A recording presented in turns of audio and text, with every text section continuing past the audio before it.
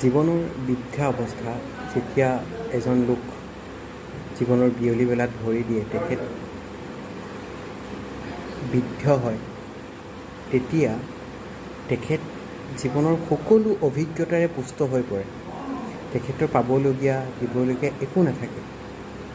সেইটো সময়ত তেখেতক মাথো লাগে তেখেতৰ মনৰ ভিতৰত যিবিলাক কথা আছে, সেই কথাখিনি শুনিবলৈ কোনোবা এজন যদি মানুহ থাকে তেওঁৰ কাষত, তেওঁৰ সেই মনৰ ভিতৰত থকা কথাবিলাক যদি কাৰোবাক ক'ব পাৰে, তেতিয়া সেইটোৱেই তেখেতৰ বাবে আটাইতকৈ আনন্দ, আৰু তাতকৈ বেছি একো দান নালাগে, তেখেতক একোৱেই নালাগে।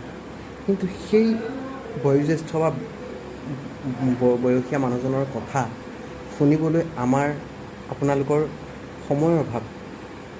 এই সময়ৰ অভাৱটোৱে মানুহজনৰ মনটো সঁচাকৈ দুখত পৰিণত কৰে। মনটো তেখেতৰ দুখী অনুভৱ হয় যে তেখেতৰ জীৱনৰ যি কিছুমান কথা, যি কিছুমান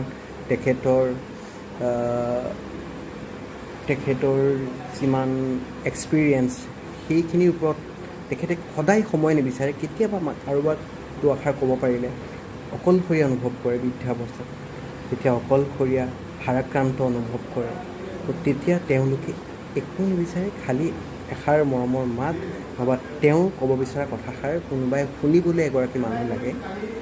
তেনেকৈ এজন বৃদ্ধা, এজন ৮০ ঊৰ্ধৰ ককা আজি মই কঁঠালগুৰি গাঁও পঞ্চায়তত যাওঁতে লগ পালোঁ। তেখেতে মোৰ ওচৰত আহি নিজেই বহি কথা ক'বলৈ আৰম্ভ কৰিছে। তেতিয়া মই তেখেতৰ লগত অলপ সময় কথা পাতিলোঁ।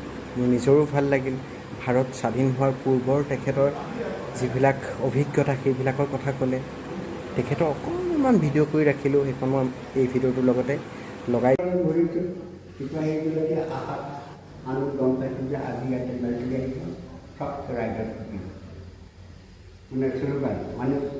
হ'ব নালাগে।